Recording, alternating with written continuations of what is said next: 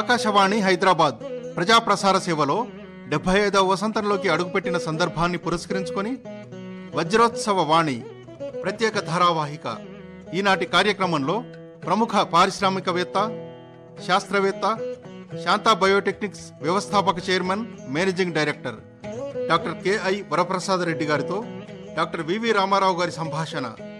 నిర్వహణ ఎన్ విష్ణువర్ధన్ రెడ్డి. శ్రోతలకు నమస్కారం.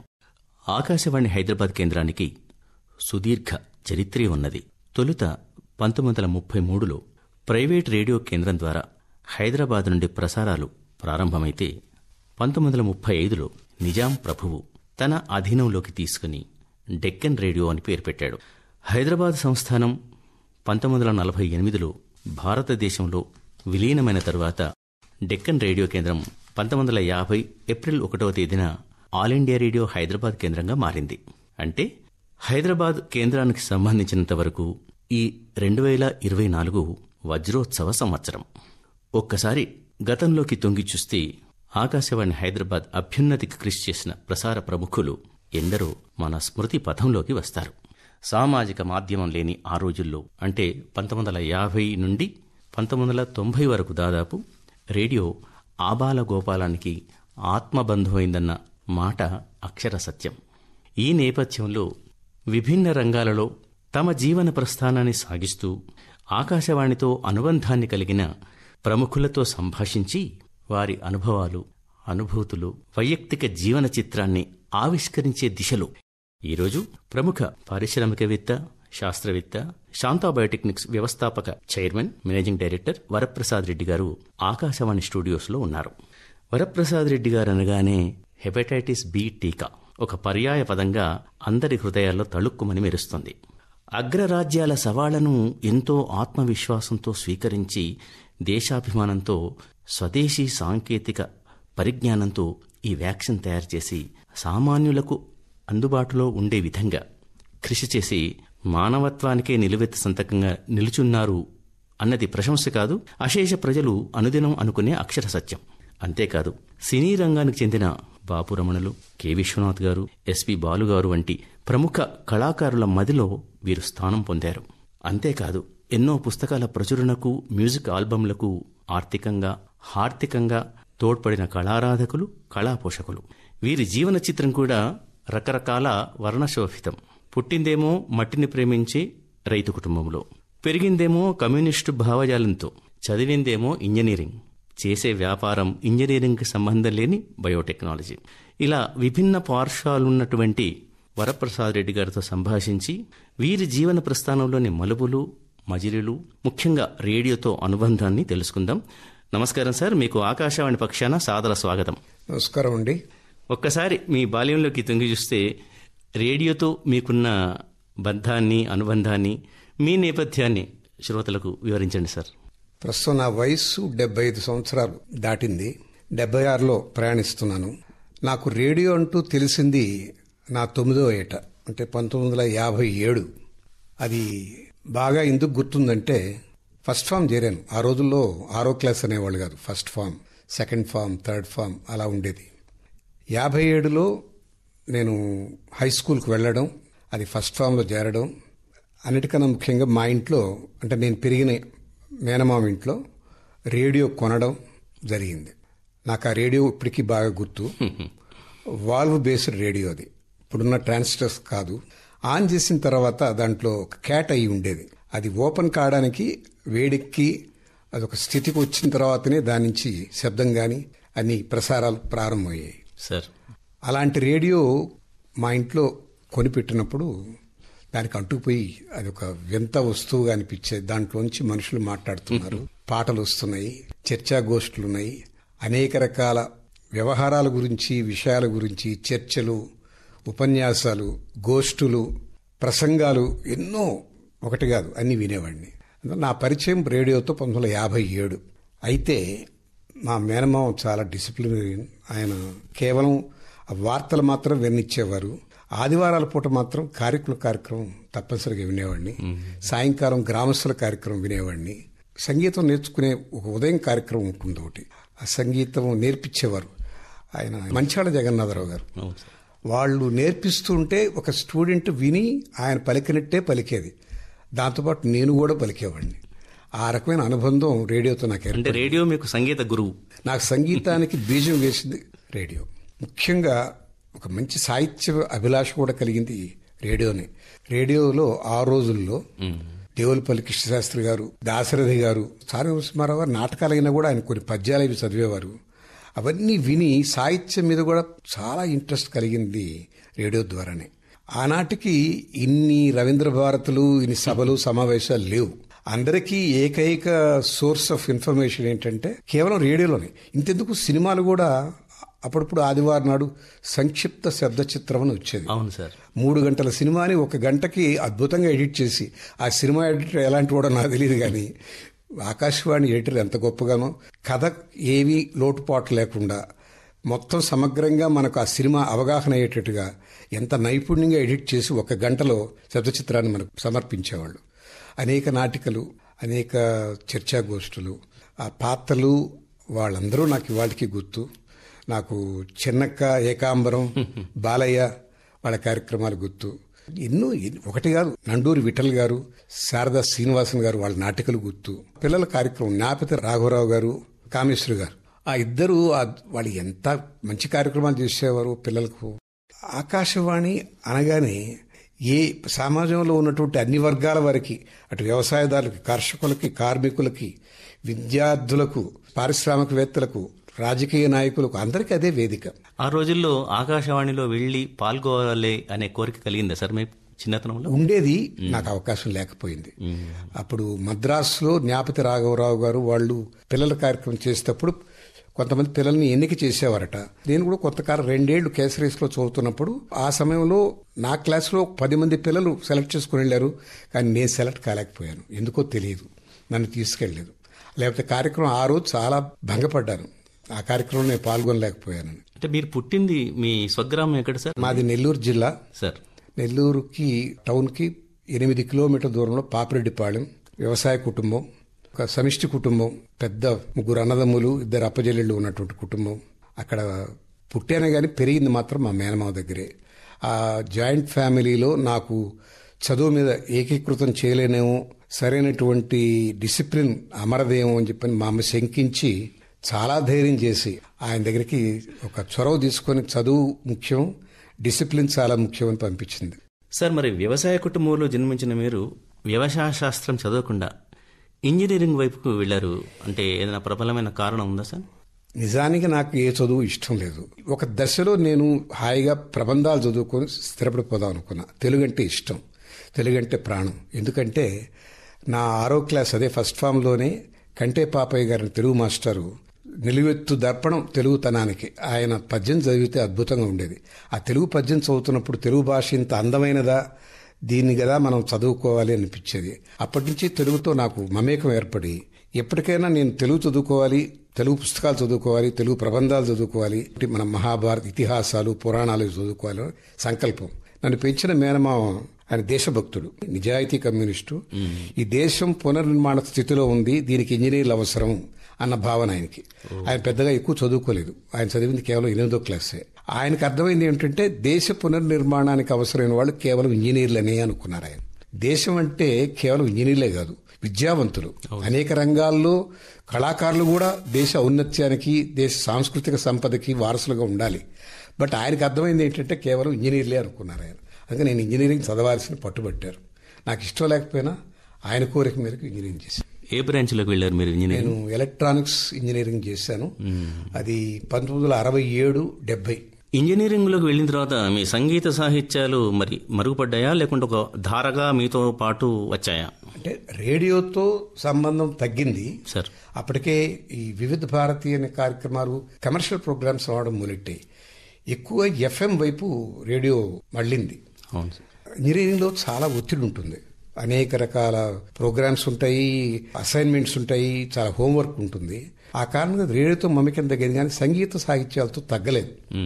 నేను ఆర్ట్స్ సెక్రటరీ చేసినప్పుడు ఇంజనీరింగ్ కాలేజీకి మంచి కవులను పిలుచుకొచ్చి యాన్యువల్ డేకి వారి చేత ఉపన్యాసాలు ఇప్పించేవాడిని. ఆ రకంగా నారాయణ రెడ్డి గారితో సంబంధం ఏర్పడింది. ఆయన పిలిచి కవిత్వం అంటే అన్నటువంటి ఒక శీర్షికను ఆయన చేత ఉపన్యాసం ఇప్పించాను. అంటే మీరు సంగీత సాహిత్యంలో మీకు అభిమానం అధికమైనప్పుడు మీరే స్వయంగా ఏమైనా రచనలు చేయాలని పూనుకున్నారా అప్పుడు? లేదండి, నేను రచన వైపు పోలేదు, కానీ చదివేవాడిని, అధ్యయనం ఎక్కువ, వాటి మీద విశ్లేషణ చేసేవాడిని.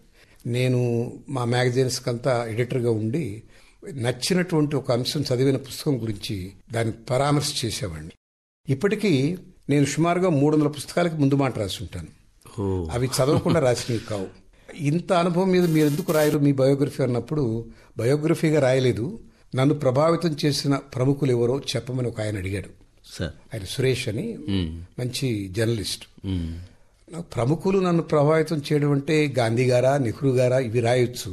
అవి కాకుండా నన్ను ప్రభావితం చేసిన మొట్టమొదటి మా తల్లి, నన్ను పెంచిన మేనమామ, మా ఇంట్లో పనిచేసిన కమతగాడు, మా బట్టలు ఉతికినటువంటి చాకలి సుబ్బి, వాళ్ళందరి గురించి రాశాను. శాంతి పదం అని ఒక పుస్తకం రాశాను. శాంతి పదం. అది కాక ఈనాడు రామోజీరావు గారు ఒక 25 సంవత్సరాల క్రితం ఎక్కడో ఉపన్యాసాల్లో నేను ప్రభుత్వ విధానాల్లో ఉన్నటువంటి కొన్ని లోపాలని ఎత్తి చూపుతూ మాట్లాడిన విని, మీరు వ్యాసాలు రాయకూడదు ఈనాడుకు అని అడిగారు. అప్పుడు ఒక పరంపరగా రాశాను, మనసు పలికే అనే శీర్షికను. అవి ఒక 25 వ్యాసాల దాకా రాశాను. అది కూడా పుస్తకంగా వేశాం. తెలంగాణ సారస్వత పరిషత్ వాళ్ళకు ఒక సంప్రదాయం ఉంది, పరిణిత వాణి అని ఒక కార్యక్రమం ఉంది. పరిణిత వాణి అంటే వయసు మీరిన, పరిణితి చెందిన 60 సంవత్సరాలు దాటినటువంటి సాహితీకారుల నుంచి వాళ్ళ అనుభవాలు, అనుభూతులు వాళ్ళ చేత ఉపన్యాసాలు ఇప్పించి, ఆ ఉపన్యాసాలని అక్షరీకరించి ట్రాన్స్క్రిప్ట్ చేసి ప్రింట్ చేసి ఇస్తారు. నాది 80వ ఉపన్యాసంగా నన్ను పిలిచారు. ఆ ఉపన్యాసం వాళ్ళకి బాగా నచ్చింది, దాన్ని కూడా వాళ్ళు ప్రింట్ చేశారు. ఆ పరిణిత వాణి ఉపన్యాసం కూడా పుస్తకంగా ఉంది. అంటే నా వైపు నుంచి నేను రాసినవి చెప్పుకోదగే 3: మనసు పలికే, శాంతి పదం, పరిణిత వాణి. అయితే మీరు ఎక్కువగా ఏ కవులను, అంటే ప్రాచీన కవులు, ఆధునిక కవులు ఉన్నారు, మరి ఏ కవులను ఎక్కువ బాగా అభిమానించి చదివారు? అంటే ఆ కవిత్వం చదువుతూ మీరు ప్రేరణ పొందారు సార్. సాహిత్యంలో మీకు ఇష్టమైన? సాహిత్యంలో ఆధునిక కవుల్లో చాలా మంది నచ్చిన వాళ్ళు ఉన్నారు. దాశరథి, నారాయణ రెడ్డి గారు, శ్రీశ్రీ, వీళ్ళందరి పేర్లు అందరూ చెప్పేవే. ఇవి కాక ఎవరు చెప్పని పేర్లు కూడా కొన్ని ఉన్నాయి. ఇటీవల కాలంలో అద్భుతంగా రాస్తున్నటువంటి ఒక తెలంగాణ కవి జయరాజ్, ఆయన ఇటీవల ఒక మంచి తాత్విక గీతం రాశారు.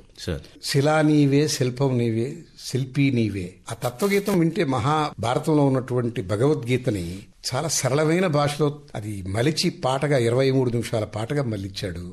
ఆయన రాసింది ఎన్నో ఉండకపోవచ్చు, నీ వినది ఒకటే.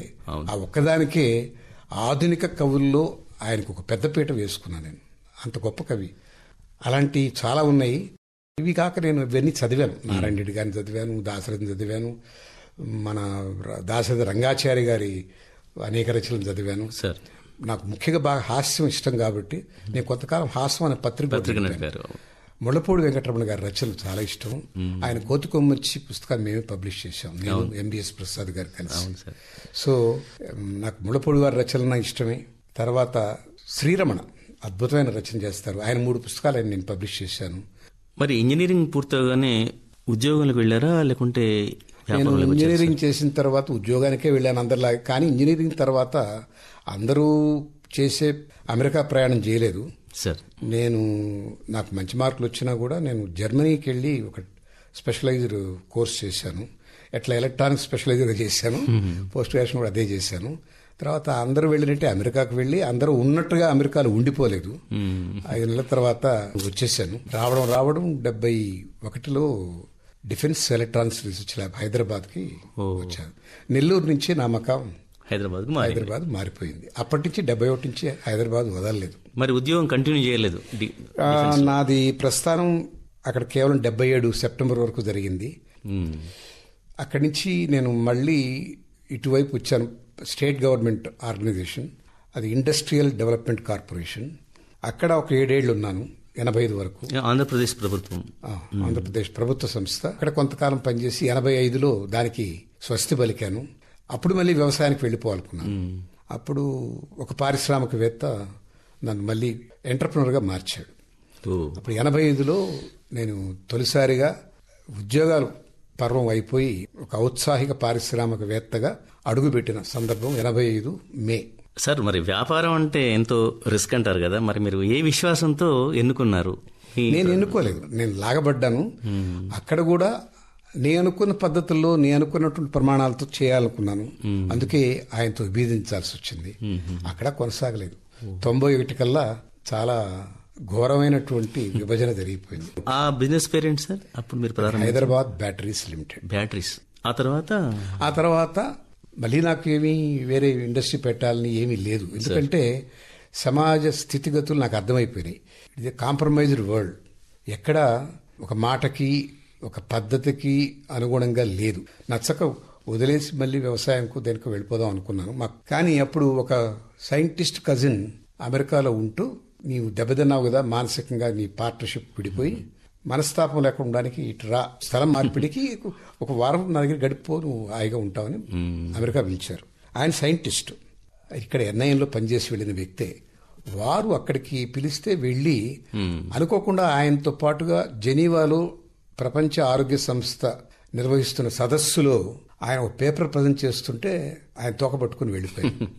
యాదృచ్ఛికంగా ఆ సమావేశంలో నాకు ఫారినర్స్, మన భారతదేశం గురించి, చుట్టుపక్కల దేశాల గురించి చాలా తూష్ణీభావంతో, చాలా అన్పార్లమెంటరీ లాంగ్వేజ్లో మాట్లాడుతుంటే విని, మనం వ్యాక్సిన్స్ గురించి మనం శ్రద్ధ పట్టడం లేదని, మన పిల్లల పట్ల మనకు నిబద్ధత లేదని, మన పిల్లల అవసరం కోసం ఎవరైనా దేబరించడానికి బెగ్గింగ్ బౌల్తో వెళ్ళి వీఆర్ బెగ్గింగ్ ఫర్ వ్యాక్సిన్స్ అని అలాంటి నిందారోపణలు చేసినప్పుడు మనసు కలిచింది.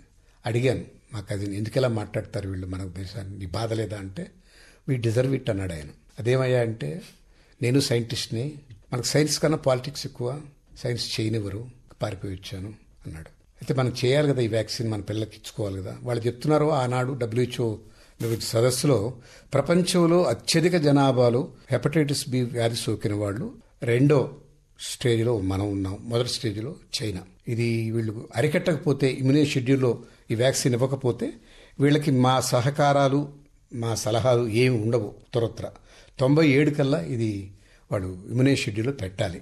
ఇది చేస్తే మంచిది కదా అంటే, చేస్తే మంచిది, ఎవరు చేయటం లేదు అన్నారు. నేను ఇండియా వచ్చి ఇక్కడ ప్రముఖ పారిశ్రామికవేత్తలు ఒకరిద్దరిని అడిగాను.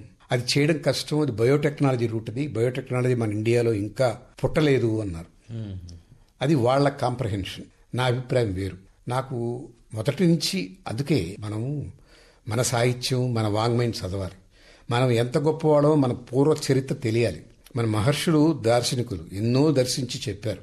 ఆనాటికే కంప్యూటర్స్ లేని రోజుల్లోనే 100 సంవత్సరాలు సరిపడా పంచాంగాలు రాయగలిగినటువంటి, లెక్కగట్టగలిగినటువంటి, సూర్యగ్రహణం ఎన్ని సెకండ్లకి, ఎన్ని నానో సెకండ్లకు వస్తుందో కూడా చెప్పగలిగినటువంటి మేధో సంపత్తి కలిగిన మన వాళ్ళు ఉంటే, అది తెలియదు, మనకి తెలియదు అనుకోవడం కరెక్ట్ కాదు. రెండోది, ప్రాక్టికల్గా చూస్తే ఆనాటి హైదరాబాద్లో CCMB ఉంది, one of the best laboratory. ఢిల్లీలో NIA ఉంది, నేషనల్ ఇన్స్టిట్యూట్ ఆఫ్ ఇమ్యునాలజీ. పూనాలో NIV ఉంది, నేషనల్ ఇన్స్టిట్యూట్ ఆఫ్ వైరాలజీ. ఇన్ని ఇన్స్టిట్యూట్స్ చుట్టూ పెట్టుకున్నాం. హైదరాబాద్లో సెంట్రల్ యూనివర్సిటీ బయోలాజికల్ సైన్సెస్కి పేరు మోసింది. ఇన్ని ఉంటే మనకు బయోటెక్నాలజీ లేకపోవడం ఏమిటంటే, బయోటెక్నాలజీ పరంగా మనకు ఇండస్ట్రీ లేదు, బయోఫార్మా లేదు, రెగ్యులర్ ఫార్మా ఉంది. అవి లేనప్పుడు నువ్వు ఎట్ట ప్రారంభిస్తావు? దాని అనుభవం ఉన్న చేతులు ఉండాలి, ఏదైనా చూసి ఎమ్యులేట్ చేయడానికి ఒక మోడల్ ఉండాలి. ఏమీ లేదు కదా, నువ్వు ఎలక్ట్రాన్స్ పడి నీకెందుకు గోలా అన్నాడు ఆయన, పెద్ద ఆయన. కానీ నా మనసు ఒప్పుకోలేదు. నాకు నమ్మకం మనం ఏదైనా చేయగలమని. ఈ టెక్నాలజీ తెచ్చుకుందాం పోయేది. అమెరికాకి వెళ్ళాను, మళ్ళీ ప్రయత్నం చేశాను. ఆ ప్రయత్నంలో అతను నన్ను తగ్గించడానికి ప్రయత్నం చేశాడు, నా ఉత్సాహాన్ని. అది ఎట్లంటే చాలా యారగెన్స్తో, you are from poor country India, పోన్లేండి నేను వచ్చిన బిజినెస్ మాట్లాడదామన్నా. You have enough people, no need of a vaccine. అంటే చాలా మంది పిల్లలు ఉన్నారు కదా, మీకు ఎందుకు వ్యాక్సిన్, పోతే పోతారని. దాన్ని కూడా భరించాను. Even if you want to buy this technology and pay me $100 million and I give the technology, but your scientists cannot absorb this technology for 2 decades.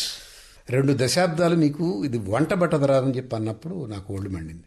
2 ఏళ్లలో నీకన్నా బెటర్ వ్యాక్సిన్ చేసి నీకు చూపిస్తాను రా బాబు అని వచ్చేసాను. ఆ రకంగా శాంతాకి ప్రస్థానం ప్రారంభమైంది. స్వదేశీ టెక్నాలజీ, అనుభవం లేదు, నాది ఆ డొమైన్ కాదు. ఏ బ్యాంకు, ఏ ప్రభుత్వం ఎంకరేజ్ చేయలేదు. అన్ని ఆర్ట్స్కి ఎదురొడ్డి నిలబడి, దేశంలో సాంకేతికత ఉంది, మన ఇంజనీర్లు కానీ, మన సైంటిస్టులు కానీ, మనకున్నటువంటి మేధో సంపత్తి దేనికి తక్కువ కాదు అని నిరూపించేట్టుగా శాంత 2 ఏళ్లలో రాలేదు, 5 ఏళ్లలో వచ్చింది. అది విశేషం అక్కడ అది కాదండి. స్వదేశీ పరిజ్ఞానంతో మనం చేసుకున్నది make it available locally, make it affordable, తక్కువ ఖరీదులు. మిగతా వ్యాక్సిన్లు ఎంత ఖరీదులు ఉన్నాయో అంతే ఖరీదు. మిగతా వ్యాక్సిన్లు 40 రూపాయలు 50 రూపాయలు. ఇది 40-50కి ప్రారంభించి 23 రూపాయలకి ఇవ్వగలిగాం. అంటే మీ పెట్టుబడి ఎలా ప్రారంభించారు ముందు? నా సొంత డబ్బులు, మా నాన్న పొలం ఇచ్చినవి, మా స్నేహితులు, మా కజిన్స్, కేవలం 2 కోట్లే 92 సెప్టెంబర్లో. తర్వాత ఈ సంకల్పం మంచిది కాబట్టి ఒక సామెత ఉందండి, ఇంగ్లీష్లో అంటారు, if the intention is noble nature will conspire to make it happen. ప్రకృతి ఓ వ్యూహరచన చేసి నీ సంకల్పాన్ని సిద్ధింపజేస్తుందట, మంచి ఉద్దేశమే ఉంటే. బాగా చెప్పారు సార్.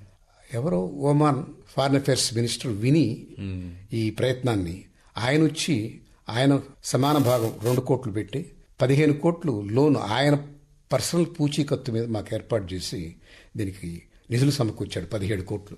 దాంతో వెనక్కి తిరిగి చూడకుండా, ₹1 లోకల్ బ్యాంక్ సహాయం లేకుండా, ₹1 కన్సెషన్స్ ఏమి గవర్నమెంట్ నుంచి రాయితీలు ఏమీ లేకుండా స్వదేశీ వ్యాక్సిన్ 50 ఏళ్ల స్వాతంత్రానికి కోయిన్సైడ్ అవుతూ 1997 ఆగస్టు 18న లాంచ్ చేశాం. పార్లమెంట్లో ఇది ఒక పెద్ద విజయకేతనం ఎగరేసి చూపించారు అందరికీ. భారతదేశం శాంతా వల్ల ప్రపంచ దేశాల్లో జెనెటిక్ ఇంజనీరింగ్ లో 3వ దేశంగా నిలబడింది అని పేరు వచ్చింది. అనేక ప్రజలకు అభినందనలు అందించాల్సినట్టు మీకు చాలా ఆత్మతృప్తి కలిగించినటువంటి అంశం. అనేక ప్రతిబంధకాలను ఎదుర్కొని, అనేక నిరోధాలను ఎదుర్కొని మీరు ఏమంటారు చూడండి, ఒక లావాలాగా వచ్చినటువంటి అంశం ఈ శాంతా బయోటెక్స్. ఈ శాంతా అనే పేరు దేన్ని సూచిస్తుంది సార్? శాంతా మా అమ్మ పేరు. Okay okay. కానీ దానికి పరోక్షంగా ఇంకో అర్థం ఉందండి. Shanta health care. మేము చేసింది ఆరోగ్య పరిరక్షణ. When a person is not at ease he will get disease. ఒక మనిషి శాంతము లేక సౌఖ్యము లేదని త్యాగరాజు కీర్తన ఉంది కదా, శాంతంగా లేకపోతే అతనికి ఏదో ఒక వ్యాధి సంక్రమిస్తుంది గ్యారంటీగా. Shantha biotechnics, Shantha it meant for peace, tranquility. మరి ఈ బయోటెక్స్ ద్వారా మీరు మానవతా దృక్పథాన్నే ప్రధాన భూమికగా చేసుకున్నారు, లాభాపేక్ష లేకుండా. భవిష్యత్తులో ఎలాంటి ఇంకా చేశామండి? 14 వ్యాక్సిన్లు చేశాం. వ్యాక్సిన్లే కాకుండా కొన్ని మెడిసిన్స్ కూడా చేశాం. క్యాన్సర్ కోసంగా ఇంటర్ఫెరాన్ అని, అది 5,000కి అమ్మేటటువంటి ఇంటర్ఫెరాన్ మేము 200 రూపాయలు చేశాం. హార్ట్ ప్రాబ్లం వచ్చిన వాళ్ళకి స్టెప్టోకైనేజ్ ఇవ్వాలి, ఫస్ట్ లైన్ ఆఫ్ డిఫెన్స్. అది 6,000కి అమ్మేటప్పుడు దాన్ని 150 రూపాయలకి ఇచ్చాం. డయాలసిస్ పేషెంట్స్కి ఎరిథ్రోపోయిటిన్ అని ఉంటుంది, అది ఇవ్వాలి. వారం వారం డయాలసిస్ చేయాలి. అంటే అతను జీవితకాలంలో కనీసం 20 లక్షల పరీక్షలు ఖర్చు పెట్టాలి. ఒక 2 లక్షల రూపాయలతో జీవితకాలం సపోర్ట్ ఇచ్చేట్టుగా తయారు చేశాం. ఇవన్నీ చేశాం. ఇదిగాక ఏ మల్టీనేషనల్ కంపెనీ కూడా ముందుకు రానటువంటి కొలరా వ్యాక్సిన్ ప్రపంచంలో మేము ఒక్కరే చేసింది. మా కంట్రిబ్యూషన్ ఏమిటంటే, now all vaccines are made available at affordable cost. దానికి మేము నాంది పలికాం. చాలా ప్రేరణగా, స్ఫూర్తిదాయకంగా ఉన్నా సార్ మీ జీవన చిత్రం. ఒక శిఖరాన్ని చేరారు మీరు, మీకు ప్రతిష్టాత్మక పద్మభూషణ్ ప్రకటించారు. అప్పుడు మీరు ఎలాంటి అనుభూతిని పొందారు? దానికి ఆనందం లేకుండా పోదు, లేదని అబద్ధం చెప్పను, మోడెస్టీ అనే పేరుతో. కానీ ఇది లాంచ్ చేసినప్పుడు దానికి అప్పుడు ఆనాటి ఆరోగ్య శాఖ మంత్రి రేణుకా చౌదరి గారు వచ్చారు. ఆమె ఒక మాట అన్నారు, లక్షల తల్లులు వాళ్ళ బిడ్డలు కాపాడుకునే అవకాశం కల్పించిన వరప్రసాద్కి లక్షల తల్లుల ఆశీర్వచనాలు ఉంటాయి అన్నారు. చాలు, లక్షల తల్లులు ఆశీర్వచనం పొందడం అది గొప్పది. More than it. అది దారుణం. మరి ప్రస్తుతం నేటి యువతకు మీరిచ్చేటువంటి ఒక సందేశం? మన భవిష్యత్తు కేవలం మన యువత మీదే ఆధారపడింది సార్. ఒక 50 దాటిన తర్వాత ఏ మనిషి మారడు. వాళ్ళని మార్చాలన్న ప్రయత్నం కూడా శుద్ధ దండగా. కానీ ఈ దేశానికి మంచి నాయకులు కావాలి. మంచి ఇంజనీర్లు ఉన్నారు, మంచి డాక్టర్లు ఉన్నారు, మంచి న్యాయవాదులు ఉన్నారు, అనేక విషయాల్లో నిపుణత సాధించిన వాళ్ళు ఉన్నారు. ఈ జాతి మనుగడ సాగించాలంటే మన జాతిలో రాబోయే యువతకి నాయకత్వ లక్షణాలు, సజావైన నాయకత్వ లక్షణాలు ఉన్నటువంటి యువతను మనం పెంపొందించుకోవాలి. దానికి ప్రధానంగా ఏంటంటే మన విద్యా విధానం మారాలి. అంటే ఏమిటంటే మన ధర్మం, మన ఆచారం, మన సంప్రదాయం, మన సంస్కృతి ఇవి తెలియజెప్పే మాతృభాషలో ఉన్న పుస్తకాలు చదివే అవకాశం రావాలి. ఆ నాయకత్వ లక్షణాలు కావాలంటే మన వాంగ్మయంతో పరిచయం ఉండాలి, తప్పదు. దానికి మాతృభాష, మాతృభూమి, మాతృమూర్తి వీటి మీద ప్రేమ పెంచాలి. ఆ విద్యా విధానంలో అవి చొప్పించాలి. చాలా సంతోషం సార్, మా ఆహ్వానాన్ని మన్నించి ఇక్కడికి విచ్చేసి రేడియోతో అనుబంధాన్ని మీ చిన్నతనం నుంచి నెమరువేసుకొని చెబుతూ మీరు ఎదిగిన క్రమాన్ని, మీ యొక్క అన్ని అంశాలను విహంగ వీక్షణంగా వివరించారు. ఒక విధంగా మీ జీవన చిత్రాన్ని తెలియజేసే పద్ధతిలో మీ హృదయాన్ని ఆవిష్కరించారు. మరి ఆకాశవాణి పక్షాన, శ్రోతల పక్షాన ధన్యవాదాలు. నమస్కారం సార్. నమస్కారం అండి. Thank you. మీరింతవరకు ఆకాశవాణి హైదరాబాద్ ప్రజాప్రసార సేవలో 75వ వసంతంలోకి అడుగుపెట్టిన సందర్భాన్ని పురస్కరించుకొని వజ్రోత్సవ వాణి ప్రత్యేక ధారావాహిక ఈనాటి కార్యక్రమంలో ప్రముఖ పారిశ్రామికవేత్త, శాస్త్రవేత్త, శాంతా బయోటెక్నిక్స్ వ్యవస్థాపక chairman, managing director doctor KI Varaprasad Reddy గారితో డాక్టర్ వివి రామారావు గారి సంభాషణ విన్నారు. నిర్వహణ ఎన్ విష్ణువర్ధన్ రెడ్డి. ఈ కార్యక్రమం ఆకాశవాణి హైదరాబాద్ కేంద్ర సమర్పణ.